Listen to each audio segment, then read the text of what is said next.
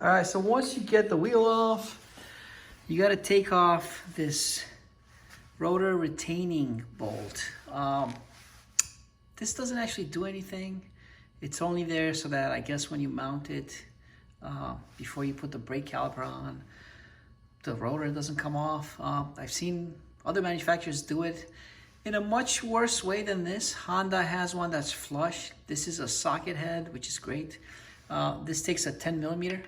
Let's see if it'll come off just with me. Oh, there it is. That's awesome.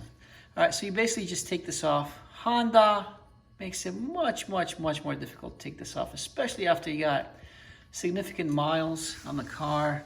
Yeah, it's a pain in the ass. I've actually done a video on that, not related to any of this.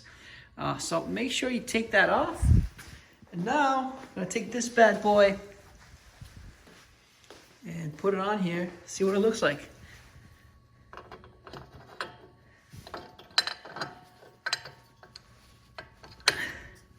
All right, so it's very snug. Like, I'm trying to move it. There are no bolts with lug nuts on them. So this is just it being on there, and it's super solid.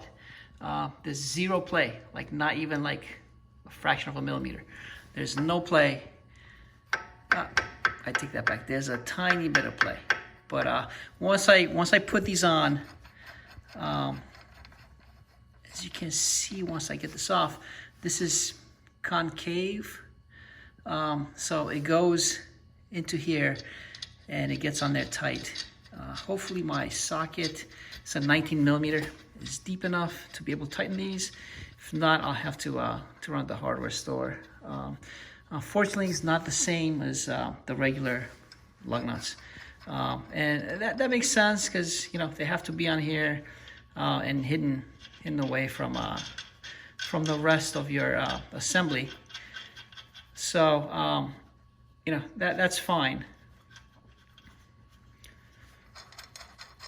And I guess that's why they did that that way. They didn't make them the same size. And also, like, not to make these holes too big, because then you affect the structural integrity of this.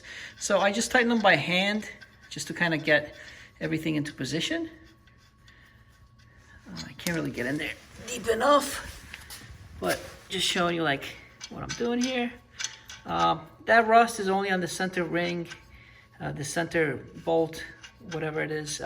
It's not on the rotor itself, so there's no concern there. You know, if you have a lot of miles on the car, you probably want to clean the rotor a little bit, but you know, just some brake cleaner or whatever.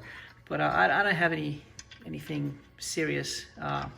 I just kind of like use the paper towel to just get any kind of like dust and that kind of stuff. But there was nothing of concern on the rotor itself. All right, so I'm gonna try tighten these up with my 19 millimeter.